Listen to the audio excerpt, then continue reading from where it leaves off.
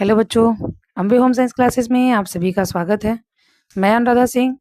आज कक्षा 8 का गृह विज्ञान आपका जो टॉपिक है बेटा, ड्राफ्टिंग और पैटर्न, आज मैं आप लोग को एकदम अच्छे से क्लियर कर दूंगी। और ये वीडियो जो है बेटा, ये टीजीटी, पीजीटी, एलटी और नेट की तैयारी करने वाले बच्चों के लिए भी इम्पोर्टेंट है, क्योंकि यहाँ से क्वेश्चन बनते हैं और ये बहुत कन्फ्यूजन में होता है कि ड्राफ्टिंग क्या है और पैटर्न क्या है।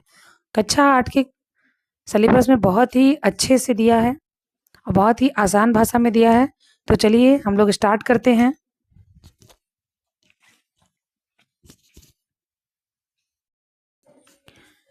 लेसन का नाम है पैटर्न को आवश्यक नाप में परिवर्तित करना। कुछ यहाँ पे फिगर भी दिए हैं, हम लोग देखते हैं इसमें क्या क्या दिया है। पैटर्न का अर्थ, पैटर्न बनाने के लाभ, पैटर्न को आवश्यक नाप में परिवर्तित करना, वस्त्रों की ड्राफ्टिंग करना, सादे फ्रॉक की ड्राफ्टिंग, सलवार की ड्राफ्टिंग, सादे कुर्ते की ड्राफ्टिंग। जो भी बच्चे हाई स्कूल में हैं या फिर 12वीं में हैं, वो बच्चे भी इसको ज़रूर देखेंगे, क्योंकि आप बच्चे जो 9th में होम साइंस लेते हैं या फिर 11th में लेते हैं तो उनका बेस थोड़ा सा कमज़ोर होता है, तो आप बच्चों के लिए बहुत ज़रूरी है। तो ये क्लास सभी के लिए है, सारे बच्चे इस वीडियो को ज़रूर देखेंगे और पूरा देखेंगे। पैटर्न क्या होता है हम सब जानते हैं बेटा। जब हम वस्त्र का निर्माण करते हैं, वस्त्र पहले कैसे मिलते हैं, वस्त्र का निर्माण कैसे होता है, रेसे से हम क्या करते हैं, कपड़ा बनाते हैं और फिर जो आपका कपड़ा तैयार होता है उसे हम ग्रे गुड्स कहते हैं। उस ग्रे गुड्स को, उस पर जो भी गंदगियाँ, जो भी अशुद्धियाँ होती हैं, जो भी कुछ खराबियाँ होती हैं, उसको सुधारने के बाद हम क्या करते हैं, उस कपड़े को सही तरीके में फोल्ड करके मार्केट में आ जाता है। फिर उस कपड़े को लोग खरीदते हैं, खरीदने के बाद अपने अनुसार उसका वस्त्र बनवाते हैं। तो जब आप वस्त्र बनवाते हैं तो उस वस्त्र को आप या तो दर्जी को देते हैं या फिर आप स्वयं से सिलते हैं। तो सिलाई से पहले हम क्या क्या प्रोसेस करते हैं उसके बारे में ही हम जानेंगे। तो पैटर्न का अर्थ होता है बेटा, वस्त्र को काटने से पूर्व, क्या है, वस्त्र को काटने से पूर्व उसके सभी भागों के नाप के अनुसार कागज पर दिखाना ही पैटर्न है। बड़े बड़े कंपनी में पैटर्न के द्वारा ही वस्त्र काटा जाता है और एक साथ कई कपड़े को रख करके एक साथ कटिंग की जाती है और उनका कटर मशीन होता है जिससे वो आसानी से कटिंग कर देते हैं। फिर उसके बाद अलग अलग करके एक एक कपड़े को एक जोड़े में बना करके उसको सिलने के लिए दे दिया जाता है। इसीलिए आप देखते हैं बेटा, आप लोग जब ड्रेस लेने जाते हैं तो एक साइज के आपको बहुत सारे ड्रेस मिल जाते हैं एक जैसे। तो इसी तरह से यानी पैटर्न के आधार पर क्या होता है, आपके ड्रेस तैयार किए जाते हैं। जो हम लोग सिले हुए वस्त्र लेते हैं वो हमारे चेस्ट सिस्टम यानी चेस्ट विधि के द्वारा तैयार किया जाता है, जो लगभग आपके साइज के अनुसार अगर आप लेते हैं तो थोड़ा सा 19-20 करके आपके शरीर के अनुसार वो तैयार हो जाता है। तो पैटर्न का मतलब क्या होता है, यानी वस्त्र को काटने से पूर्व हम प्रत्येक शरीर का भाग का जो नाप ले लेते हैं। एक मिनट में दिखाती हूँ आप लोग को थोड़ा सा। देखिए यहाँ पे ब्लाउज का दिया है बेटा, किसका दिया है, ब्लाउज का। अब ये देखिए पैटर्न यहाँ पे कटा है, ब्लाउज का पीछे का भाग, आगे का भाग और दोनों तरफ का। फिर आपके बाजू हैं। तो यहाँ पे क्या होता है, ये इस तरह से पूरा कागज का या किसी भी चीज का हम कटिंग कर लेते हैं। करने के बाद जो आपका वस्त्र होता है, हम उस वस्त्र पर इसको रखते हैं, सीधे हम निशान बनाते हैं और फिर कैंची से इसकी कटिंग कर दी जाती है। तो जब सही सही हम पैटर्न के द्वारा वस्त्र को काटते हैं तो आपका जो वस्त्र तैयार होता है बिल्कुल आपके बॉडी के अनुसार तैयार होता है। वहाँ पर आप निशान लगा लेते हैं, आपको कितना सिलाई करना है, कहाँ पे डॉट देना है, कितना इंच पर आपको यानी सिलाई करना है। तो ज़्यादातर हमें आधे से 1 इंच सिलाई में मार्जिन रखनी चाहिए। ज़्यादा किनारे से वस्त्र सिलने से क्या होता है, वस्त्र खिसकने लगता है। तो ये है हमारा क्या है बेटा, पैटर्न। इसमें बहुत कंफ्यूजन होता है आपके नेट के एग्जाम में और एलटी के एग्जाम में, यहाँ से क्वेश्चन जरूर बनते हैं। पैटर्न क्या होता है, इससे related match the following question बहुत ज़्यादा आता है। तो आप सारे ध्यान से देखिए पैटर्न क्या है।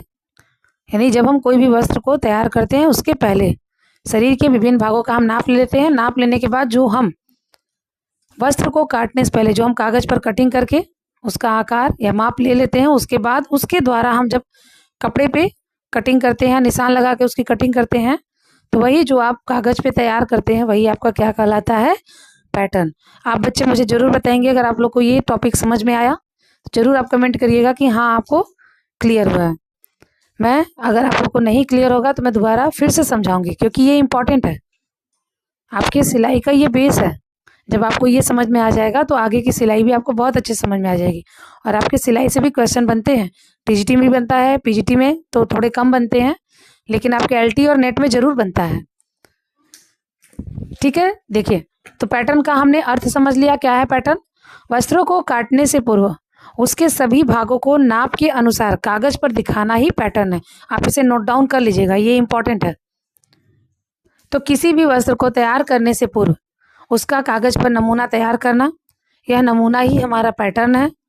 आजकल विभिन्न नापों से जो आपके पैटर्न तैयार किए जा रहे हैं बाजार में आसानी से उपलब्ध हो जाते हैं, किंतु ये आदर्श नाप नहीं होता है। आदर्श नाप इसलिए नहीं होता है, जो मार्केट में आपको सिले सिलाए वस्त्र मिलते हैं, आप देखते हैं उस वस्त्र को थोड़ा सा फिटिंग करवाते हैं या फिर थोड़ा सा आप ढीला करते हैं, तो ये आदर्श नाप नहीं है। आदर्श नाप क्या है? आपकी बॉडी का जब नाप लिया जाता है उसके अकॉर्डिंग जब कटिंग की जाती है तो वो बिल्कुल सही होता है। लेकिन पैटर्न क्या होता है? पैटर्न के द्वारा हम ज़्यादा से ज़्यादा संख्या में वस्त्र की सिलाई करते हैं। पैटर्न बनाने के लाभ। अब ये पैटर्न बनाने से हमें क्या लाभ है? पहला तो है वस्त्र की सही फिटिंग बनाने के लिए पैटर्न बनाना आवश्यक है, क्योंकि अगर आप पैटर्न पहले से नहीं बनाते हैं तो आपके वस्त्र क्या होते हैं, बहुत ज़्यादा उसमें कपड़ा वेस्ट चला जाता है और कटिंग भी सही नहीं होती है। तो पहला लाभ क्या है? वस्त्र की सही फिटिंग बनाने के लिए पैटर्न आवश्यक है। दूसरा है पैटर्न बनाने से कपड़े का सही अनुमान लग जाता है और कपड़ा व्यर्थ नहीं जाता है। यदि कुछ निश्चित कपड़े के पैटर्न बनाकर उसे रख जाए तो बार बार नाप लेने की आवश्यकता नहीं होती है। आप समय की बचत भी कर सकते हैं, उसी के अनुसार आप अपने वस्त्र की कटिंग कर सकते हैं, यानी कम समय में आप अपने वस्त्र को कटिंग कर सकते हैं, क्योंकि पैटर्न बनाने में समय लगता है, तो यहाँ पे आपकी समय की बचत हो जाएगी। चौथा है पैटर्न द्वारा वस्त्रों को काटना आसान होता है, आपको बार बार नापने की जरूरत नहीं होगी।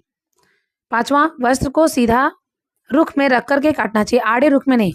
आप देखते हैं बेटा, आड़े में कपड़ा काटने से क्या होता है, कपड़ा ज़्यादा दिन तक नहीं चलता है, इसीलिए कभी भी हमें कपड़ा आड़ा करके कपड़ा नहीं काटना चाहिए। हमें खड़े, आपके जो वस्त्र होते हैं इस तरह से अगर आपकी लंबाई है तो आपको खड़े में कटिंग करना है, ना कि उसको आड़ा करके।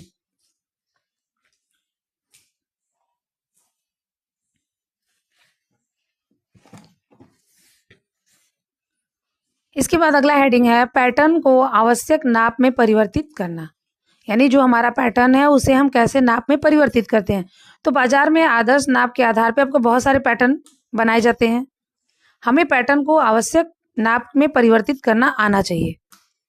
जैसे कि लंबाई को घटाना, अगर मान लीजिए आपके पास पैटर्न है, आपने अपना एक पैटर्न तैयार कर लिया है, लेकिन आपको जिसका वस्त्र सिलना है उसकी लंबाई उससे थोड़ी सी छोटी है या फिर थोड़ी सी बड़ी है, तो आप उस पैटर्न के द्वारा कैसे अपनी लंबाई को बढ़ा सकते हैं और घटा सकते हैं। तो हमें क्या करना चाहिए, पैटर्न की लंबाई को वस्त्र के अनुसार सदैव बीच में से छोटा या बड़ा करना चाहिए। जैसे ब्लाउज की, अब ब्लाउज की लंबाई है, लंबाई यदि घटानी है तो उसे छाती एवं कमर के बीच में मोड़कर कर देते हैं। यदि पैंट की लंबाई कम करनी होती है तो हम नीचे कहाँ करते हैं, मोहड़ी के पास काट देते हैं, इससे क्या होता है, हमारा छोटा हो जाता है। अगर बड़ा करना होता है तो थोड़ा सा हम मोहड़ी को यानी उसकी लंबाई को थोड़ा और बढ़ा देते हैं। दूसरा है पैटर्न की लंबाई बढ़ाना। पैटर्न की लंबाई जैसे जैसे अगर आपको कम करना है या फिर बढ़ाना है, मान लीजिए आपको कमीज की लंबाई ज़्यादा करनी है तो आप कमर व छाती के बीच में से करते हैं और पैंट में नीचे से बढ़ा देते हैं। अब चौड़ाई दिया है कि पैटर्न की हम चौड़ाई कैसे बढ़ाएंगे, तो ब्लाउज की चौड़ाई कम करने के लिए कंधे के नीचे एक सीधा लाइन डाल देते हैं। इस तरह पैटर्न का दूसरा हिस्से पर कोई असर नहीं होता है। चौथा है पैटर्न की चौड़ाई बढ़ाना। पैटर्न की चौड़ाई जिस प्रकार कम करते हैं वैसे ही बढ़ाते भी हैं, यानी जैसे आप कम करते हो वहीं से आप उसको बढ़ा देंगे। बाजू की लंबाई घटाना या बढ़ाना, तो बाजू की लंबाई भी आपको कंधे से मतलब यानी आपको कितना छोटा करना है, कितना बड़ा करना है, तो वहां से आप वहां की उसकी लंबाई बढ़ा सकते हैं। पैटर्न बनाने के लाभ, यानी पैटर्न बनाने से हमें क्या लाभ है। अब कपड़ा काटने से पूर्व जब हम पैटर्न बनाते हैं तो उसको हमें क्या लाभ होता है, कपड़े का सही अनुमान लग जाता है, कपड़ा सही से कटता है, व्यर्थ नहीं होता, कपड़ा काटने में परेशानी नहीं होती है, कपड़े की सही फिटिंग बन जाती है, आधुनिक फैशन के वस्त्र शीघ्रता से बनाए जाते हैं। तो आप सबको पैटर्न समझ में आया? अगर समझ में आया तो जरूर कमेंट करिएगा कि हाँ मुझे पैटर्न समझ में आ गया है। नहीं समझ में आएगा वो भी बताइएगा।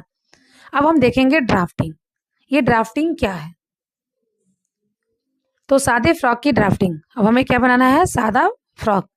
सादा फ्रॉक बनाना है, इसके लिए हमें क्या करना है, ड्राफ्टिंग तैयार करना है। तो ड्राफ्टिंग में क्या होता है, यानी आप नाप लेते जाएंगे, जैसे कमर का कितना नाप है, छाती का कितना नाप है, कंधे का कितना नाप है, फिर मोहरी का कितना नाम है, आस्तीन, फिर मोहरी और लंबाई, ये सारा हम ले लेंगे। फिर चोली का लेंगे, यानी चोली में आपकी चोली की लंबाई कितनी है, कंधे की लंबाई कितनी है, तो ये सारा हम क्या करते हैं, नाप लेते जाते हैं। फिर उसके अकॉर्डिंग हम क्या करते हैं, वस्त्रों की कटिंग करते हैं। यानी यहाँ पर आपको एक एक चीज को इंच के हिसाब से नापते जाना है और उसकी कटिंग करते जाना है। अब आस्तीन की ड्राफ्टिंग आपको करनी है, यानी जो आप इस तरह से आप क्या करते हैं, ड्राफ्टिंग तैयार करते हैं। तो यहाँ पे क्या दिया है, देखिए 1 से 2 यानी आस्तीन की लंबाई, फिर 2 से 3 कंधा, यानी आपको सारे चीज का इस तरह से ड्राफ्टिंग तैयार करना। और ये कक्षा 10 के बच्चों को बेटा बोर्ड के एग्जाम में क्वेश्चन बनता है, पेटीकोट, सलवार या कमीज, 3 में से एक आता ही आता है। एक साल कोई पूछ लेगा और एक साल कोई पूछ लेगा, और ये 6 नंबर का आता है। तो आप लोग ड्राफ्टिंग विधि से तैयार करे हुए वस्त्र के बारे में जरूर देखिए, आपके जो सिलेबस में है। और ये बहुत आसानी से होता है, इसमें बहुत ज़्यादा परेशान होने की जरूरत नहीं है। आप एक तरफ से शुरू करिए, उसके बाद आप उसका नाप अपने हिसाब से, अगर देखिए बेटा, अगर आपने सिलाई सीखा होगा, अगर आपके टीचर ने बताया होगा, तो आप जरूर आसानी से कर लेंगे। लेकिन अगर आपको नहीं आ रहा है तो सिंपल बेटा, आप लड़कियां पहले पेटीकोट सिलिए। पेटीकोट कैसे कटिंग करते हैं, कितनी लंबाई होती है, कमर का कितना होता है, कहाँ से कटिंग करते हैं, किसकी लंबाई कैसे नापते हैं, तो ये अगर आप कर लेंगे तो आपको ड्राफ्टिंग तैयार करने आ जाएगा। अब दिया है यहाँ पे फ्रॉक की सिलाई, तो ये तो हम देख लेते हैं। कपड़ा काटते समय नाप और ड्राफ्टिंग के अनुसार कपड़े को रखा जाता है। सर्वप्रथम फ्रॉक के कंधे को सिलते हैं, कंधों को मोड़कर दोनों पीसों को डालते हैं, इसके पश्चात घेरा जोड़ा जाता है, अंत में फिर साइड को सिलते हैं और घेर तथा गले की तुरपन करते हैं। लास्ट में तुरपाई का काम हमारा हमेशा लास्ट में था, काज बटन तुरपाई, ये काम हमारा हमेशा लास्ट में होता है। अब देखिए सलवार की ड्राफ्टिंग, ये आप लोग जरूर देखिए बेटा, और जो कक्षा 10 की बच्ची है वो भी जरूर देखेंगी कि किस तरह से आप सलवार की ड्राफ्टिंग करते हैं। और ये चित्र भी बनाने को देता है बेटा, सलवार की ड्राफ्टिंग का चित्र भी बनाने को देता है। तो चित्र आप ऐसे बनाएंगे ना कि सलवार का आकार बना करके हम दिखा दिए, नहीं वो गलत हो जाएगा। ड्राफ्टिंग में आपको इस तरह दिखाना है, यानी कपड़ा आपको लेना है, कपड़े को मोड़ना है, मोड़ने के बाद आप जिस साइड में मोड़ते हैं वो आपका बगल का रहेगा, यानी ये यहाँ से आप कटिंग नहीं करेंगे। जब आप इसको खोलेंगे तो ये दोबारा मतलब जो आप साइड में देखते हैं ना, वहाँ पे जहाँ पे आप क्लिच मारते हैं प्रेस करते समय, तो ये वाला भाग आपका क्या हो गया, साइड का हो गया। आप इधर से कटिंग करेंगे, तो कटिंग करने के बाद यहीं पे आप अपना नेफा लगाइए, क्या बोलते हैं, नेफा आपका तैयार हो जाएगा। उसके बाद आपकी सिलाई कंप्लीट। तो आपके पेटीकोट सिलना, सलवार, सादा सलवार सिलना बहुत ही आसान है बेटा। आप लोग अपने से भी कोशिश करिए, जिस हिसाब से यहाँ पे दिया है लंबाई, मान लीजिए कोई एक लड़की है, उसकी लंबाई है 40 इंच, आसन है उसका 36 इंच और मोहरी है 16, यानी एक लंबाई पूरा 40 इंच है और उसका ये कमर वाला जो भाग है एरिया 36 है और मोहरी वाला भाग जो है 16 है। तो आपको कैसे कटिंग करना है ये देखिए ध्यान से। आपको कपड़ा लेना है और लंबाई में 2 बार मोड़ना है। किस में मोड़ना है बेटा, लंबाई में, प्लस आसन प्लस सिलाई प्लस मार्जिन, आपको इतना सी रखना है उसके साथ। तो आप क्या करेंगे, लंबाई ले लेंगे, कपड़े का आर्ज ले लेंगे, उसके हिसाब से आप कपड़े की कटिंग करना शुरू कर देंगे। तो इस तरह से आपका सलवार की कटिंग हो गई। फिर यहाँ पर आपके सादे कुर्ते की ड्राफ्टिंग हो गई। तो ये आपको अपने हिसाब से बेटा आपको ये याद करना पड़ेगा, बिना याद किए बेटा ये तैयार नहीं होगा, ठीक है। आगे देखते हैं आपके क्वेश्चन के आधार पर मैं आप लोगों को समझाते जाऊंगी। दीर्घ में दिया है बेटा पैटर्न का क्या अर्थ है, इससे क्या लाभ है। बहुत आसान है पैटर्न, मैंने अभी जो आप लोगों को बताया। आपको कहाँ से कहाँ तक लिखना है, पहला वाला क्वेश्चन पैटर्न का अर्थ, ये पूरा लिखिएगा, पैटर्न बनाने के लाभ। बस यहाँ से लेकर के यहाँ तक आपके पहले प्रश्न का आंसर हो गया। ठीक है, पहले प्रश्न का आंसर आपका पैटर्न बनाने से, यानी वस्त्र को काटने से लेकर के नहीं लगाते, यहाँ तक पहले प्रश्न का, यानी आपके जो दीर्घ उत्तरी है वो यहाँ पर है, पहला प्रश्न। फिर इसके बाद हम देखते हैं दूसरा प्रश्न क्या पूछा है। दूसरा प्रश्न है बेटा, पैटर्न की चौड़ाई किस प्रकार कम या ज्यादा करते हैं। बहुत ही आसान है, बहुत ज्यादा नहीं लिखना है आपको, पैटर्न की चौड़ाई कम करना यहाँ पे दिया है बेटा, तो आपको बस इतना ही लिखना है, पैटर्न की चौड़ाई कम करना। तो यहाँ पे आप दूसरा का लिख लीजिएगा। फिर तीसरा प्रश्न हम देखते हैं बेटा, तीसरा प्रश्न क्या दिया है, पैटर्न को कब परिवर्तित किया जा सकता है। सादे फ्रॉक की ड्राफ्टिंग तैयार कीजिए। चलिए दोनों को देख लेते हैं, पैटर्न को कब परिवर्तित किया जाता है।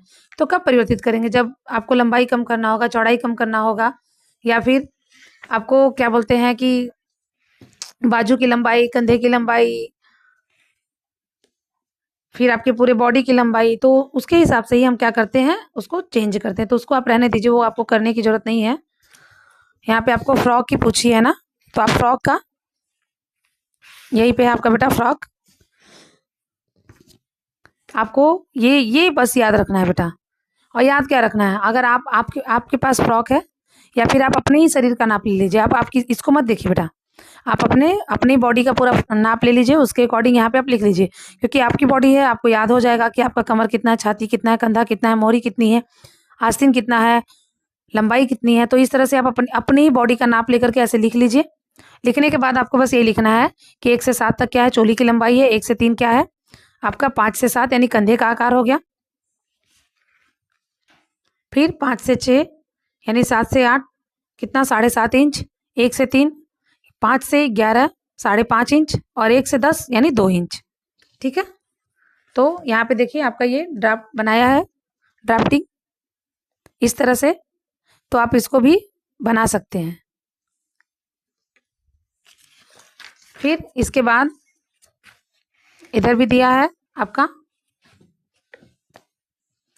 तो क्लास 8 के बच्चे ये आप लिखेंगे नहीं, क्लास 8 के बच्चे नहीं लिखेंगे, आप सिर्फ पहला क्वेश्चन और दूसरा, पहला लॉन्ग क्वेश्चन और दूसरा लॉन्ग क्वेश्चन करेंगे। ये कक्षा 10 वाले बच्चों के लिए, कक्षा 10 के बच्चे जो भी वीडियो देख रहे हैं वो लोग इसको लिखेंगे, इसको लिखेंगे। इसके बाद अब हम देखेंगे लघुत्तरी प्रश्न। आपको सिर्फ पहला और दूसरा करना है बेटा।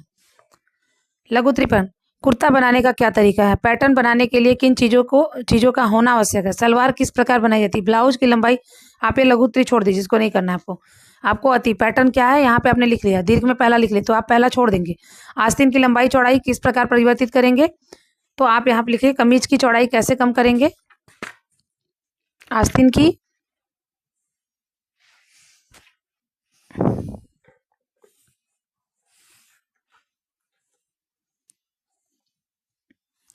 देख बेटा यहाँ पे दिया है ना, आस्तीन लंबाई या घटाना या बढ़ाना है, तो आप इसको लिख लीजिएगा। ठीक है,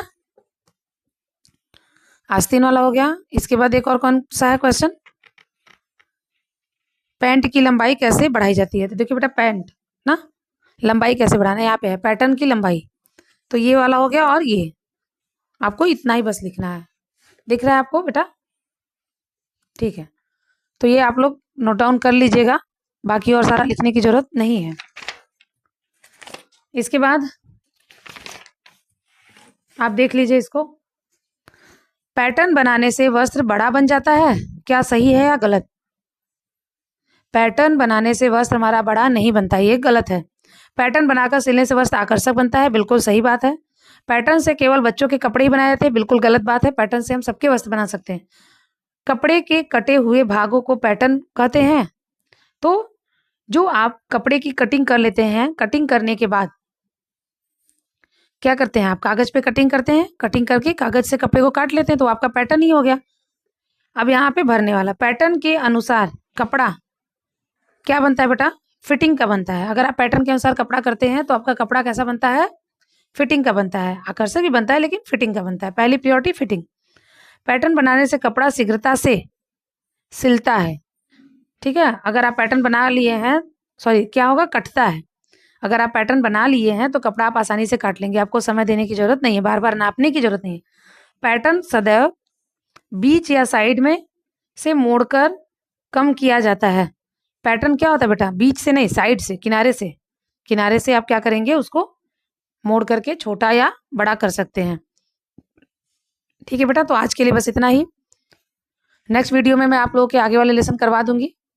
तो आप बच्चे ध्यान से अपने जितने भी मैंने क्वेश्चन बताया वो कंप्लीट कर लीजिए। बाकी बच्चे जो भी तैयारी कर रहे हैं वो लोग, अगर आपको पैटर्न और ड्राफ्टिंग समझ में आया है तो ज़रूर आप कमेंट करिएगा।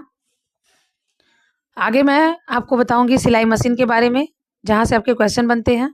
तो ये देखने में बहुत छोटा है, लेकिन क्वेश्चन यहाँ से बहुत अच्छे बनते हैं, और जो हम नहीं समझ पाते हैं, क्योंकि अगर आप 9, 10, 11, 12 कोई भी क्लास का आप देखेंगे बुक, वहाँ पे आपको ये चीज़ नहीं मिलेगा। मुझे लगा कि ये आप लोग के लिए बहुत अच्छा है, इसलिए मैंने इसको वीडियो बना दिया। तो आप सारे लोग ध्यान से देखिएगा इसको, जहाँ होगा उसे अपने कॉपी में नोट कर लीजिएगा। तो आज के लिए बस इतना ही बेटा, थैंक यू।